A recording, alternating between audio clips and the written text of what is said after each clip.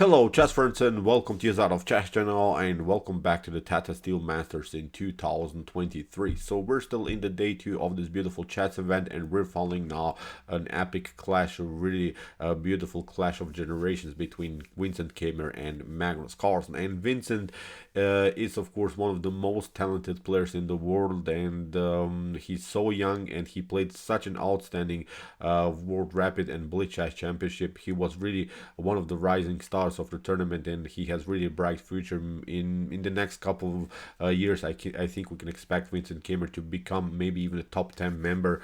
He can maybe even the next world champion in chess. Who knows what will happen? But he is really pure talent, and he plays so aggressively. I really love to follow his games. But today he had to play against the world champion Magnus Carlsen. Let's see now what happened. It was a really beautiful and sharp tactical game. So here Vincent played with the white pieces and opened with the move d4. Magnus' response was knight to f6, and after move c4, here we have the move g6, and this move is already showing Magnus cards, because Magnus is saying here already we're playing the King's Indian or we're playing the Grunfeld defense, and both of these defenses are really sharp against d4 play. So here in the continuation, after knight to c3, Magnus goes for the Grunfeld defense with d5. After knight to f3, we have the three knights variation, bishop to g7, and now we have the so-called Petrosian system against the Grunfeld defense. In the continuation, Magnus reacts correctly, of course, with knight to e4, and the problem is now that this is actually sort of a dirty trap that you can play already here from black's perspective, because if white picks up now the pawn on d5, then we have this one, knight takes g5, you have to pick up now the knight, and now after move e6 both pieces are hanging, so this is simply game over here for white. So that's why you have to be careful. After move knight to e4, bishop to f4, and knight to c3 that Magnus Carlsen played, b takes c3, and now c6. And this move may seem strange to you, because usually in the Grunfeld, c5 is played by black. It's also perfectly fine to go c6. You can be the judge of both of these lines. C6 is more solid, it's more firm, and what we are waiting for here is actually white. When white plays e3, then we want to play d takes c4. After bishop to c4, then we can hit the bishop, we get an extra tempo against the bishop, and then we'll hit the pawn on c5. So it's not really a loss of tempo because you played c6 instead of c5, because as I said, you have always the preparation to play aggressive b5 method. So in the continuation, e3, kingside castle, queen to b3, queen to a5. Magnus is targeting the c3, not directly of course, but if something gets cleared on this diagonal, then the c3 could be very endangered. In the continuation, we have now bishop to e2, so this is the way to go. We are waiting the bishop to come. Now we play d takes c4, and after bishop to c4, notice we have here really a solid structure in the center. But now, as I said, you can always have this b5 in order to get an extra tempo against the bishop. And we have to talk about pawn structures here already. When we watch now the queen side, we can notice that black has here a pawn majority on the queen side, has a 3 versus 2 situation on that side of the board. On the other hand, white has a dominant position in the center, so white needs now to make something out of this 2 versus 1 situation in the center. So it's a 2 versus 1 situation against this pawn on e7. So white has a dominant center, black has a dominant queen side, but you have to make something out of your advantage. So it will be now really a clash of opposite side attack games. So after move bishop to c4 and knight to d7 that Magnus Carlsen played, we have here already in what is, in my opinion, a critical moment of the game. It's nothing spectacular what's going on, but actually Vincent makes, I think, a strategic mistake, and you will not even count this move as with top engines as an inaccuracy mistakes or blunder. But I really didn't like this move bishop to g5 that Vincent played now, because he has to be more flexible here. For instance, what you can do, what is perfectly fine, you can kingside castle, and the problem is now if b5 happens, that's the goal, that's black's goal, as we said, b5, and then to hit the pawn with the move c5. Actually, bishop to f7 is here a great opportunity, because after rook to f7, now we can use this g5 square for the knight, and it's very important to have access to the square with your knight, because you're getting really some wild tactical ideas around the square f7. The same thing can happen, for instance, if you play knight to g5 immediately. without even castling. So after potential e6, there is here after kingside castling again the same idea. After knight to b6, rook to e1 can be played, or we can step back. But there is always this kind of attention. And notice, at least with the move e6, we have provoked some ideas that the bishop is stuck here on c8, so the bishop is paralyzed by its own pawn structure. So at least you gain something. But look at this, what happens after move bishop to g5. Now Magnus plays b5, and look at this, after bishop to e2, rook to e8, of course protecting the pawn on e7, and kingside castling. Now Magnus has the opportunity to play bishop to e6 in the next couple of moves, and he's targeting the weak c4 square. So it's, I think, a different story. It's a huge difference what Vincent did, because as we said, he played bishop to g5, never challenged at the square e6 or f7. So he got punished a little bit. Look at this. So as we said, after bishop to g5, now Magnus plays aggressively, and he gets access to the e6 square. Now the bishop is coming into the game. So slowly but surely, I think Magnus already took over here in the game. I'm not sure what happened. Why did Vincent play this bishop to g5 move? It's nothing spectacular. When it comes to computer evaluations, still this should be pretty much equal. But I think White's plan is splashed and Black's plan is going here, because White made this tiny little inaccuracy in here. Okay, Vincent is trying to play now this move e4. He's trying to get something out of this pawn majority in the center, but now Magnus takes over. Bishop to e6. Look at this. Queen to c2, now c5. The queen has to step back. Even if you would have stayed here with the queen on b2 in order maybe to not allow the c5 move, because then the b5 is weak. Then knight to a4, knight to c4 are opportunities here. So as I said, these are two weak squares in White's position, so this is simply not working. So that's why queen to c2, and now Magnus can play this brilliant c5 move. And I think we can agree, again, nothing spectacular, but I think here Black is breathing. Black is spreading his wings here. Black is attacking the position immediately. The rooks will come on the c file. The queen gets endangered. So really brilliant play now by Magnus Carlsen. All of that because of one tiny little inaccuracy by Vincent Keymer. Really wild stuff. So d5, bishop to g4, c3 is weak. You have to step back. Look at this. You play really passive moves. e6, now rook to b1, hitting the pawn, of course, on b5. Also h3 was here an opportunity, but again nothing changes. Bishop to f3, bishop to f3. Now we can even lock the center again with c4, so it's again a playable situation. We have here again this 3 versus 2 pawn majority. Still the pawn on c3 is weak. In the next couple of moves we play knight to a4, so also this move h3 is nothing better here for Black. So that's why here a rook from a to b1, hitting the pawn on b5, but now again Magnus locks the center. He's not allowing some tactics here, and he's threatening again knight to a4 and picking up the pawn on c3. So we have here d takes e6, rook to e6, knight to d4, hitting the rook, bishop to e2 here by Magnus Carlsen, knight to e2, and here after move a6 we have now reached this position in which White's main strength is splashed. White doesn't have any more the dominant center with both of these pawns, lost the main advantage in the game, and actually now Black is only on the attacking side, especially because of this huge pawn majority.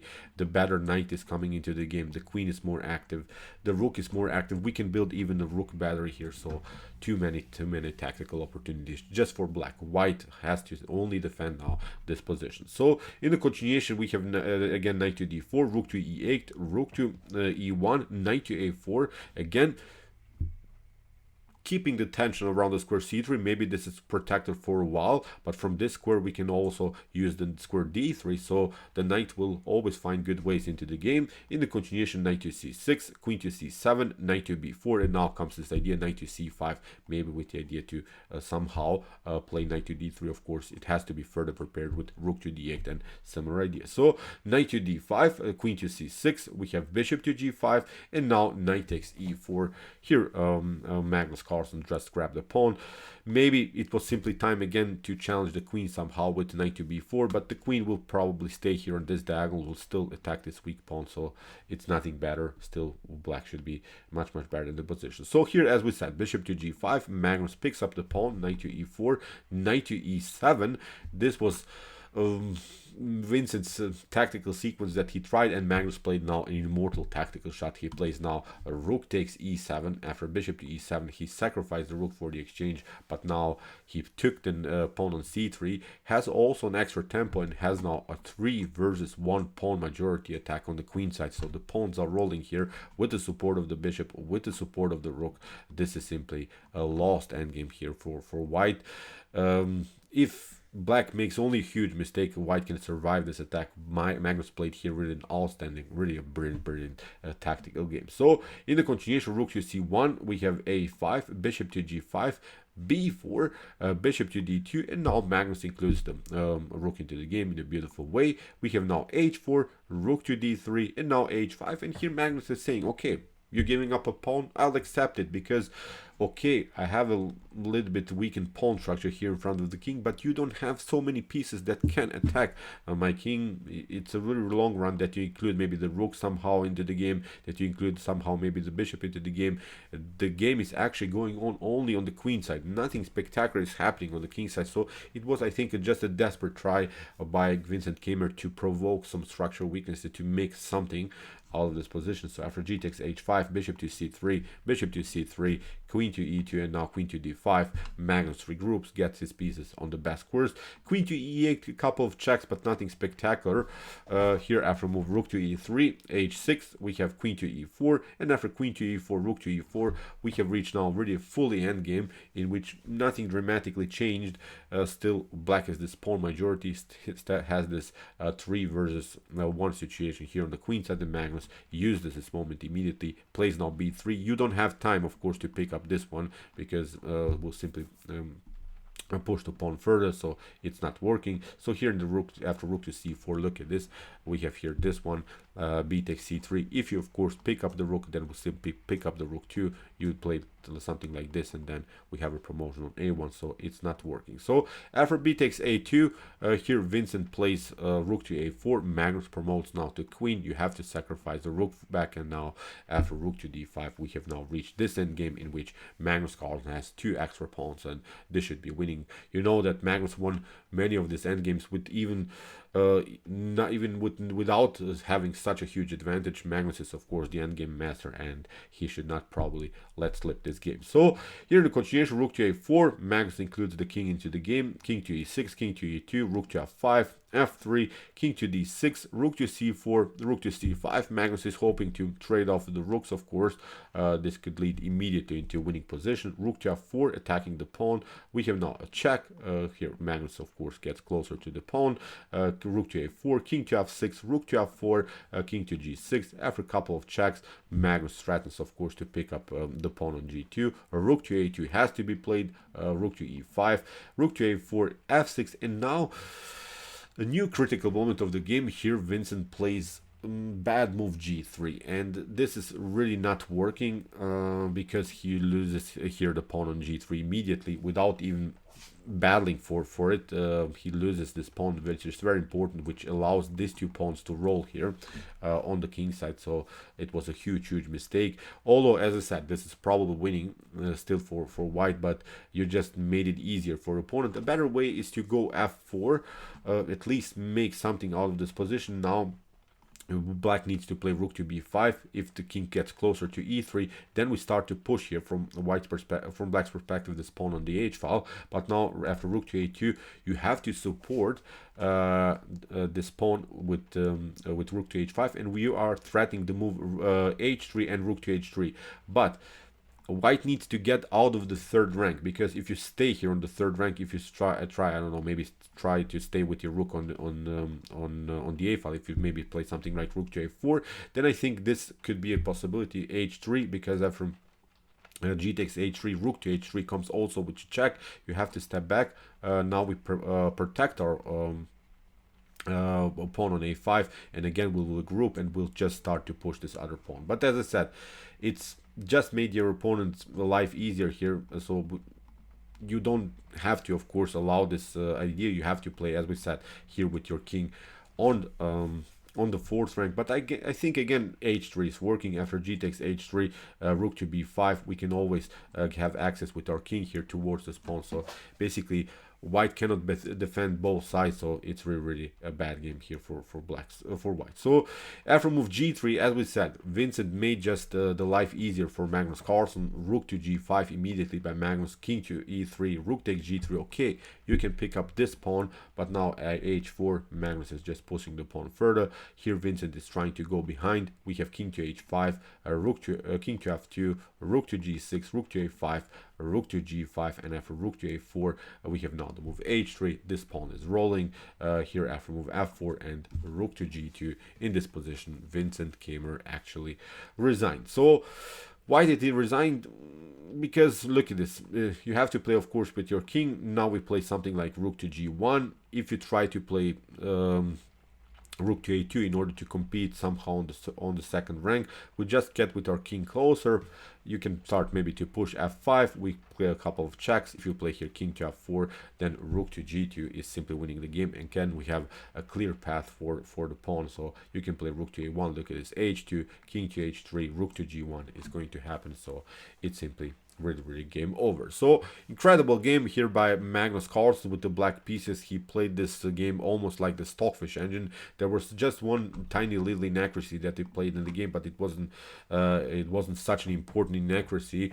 Magnus was leading through the whole game, but I think this move bishop to g5 in the beginning caused it here. Vincent Keymer the game. He allowed Magnus Carlsen to develop his pieces in a much faster way that he should not have played, and Magnus punishes this kind of inaccuracies with brilliant sharp tactical play. He sacrificed the rook for the exchange. Incredible performance, and Magnus now is in the lead with many players who have already won one game of the first round. So okay, I hope that you enjoyed the game. I really enjoyed it a lot. Interesting ideas of the Grunfeld defense for sure. If you want to see more from this chess event, check out our coverage so far with some other great games. We have seen a beautiful gameplay by Ding. Also check out Anish's game, probably the best game so far from this beautiful chess event. So far we have seen really some cool games. So okay, what to say, chess is the best, of course.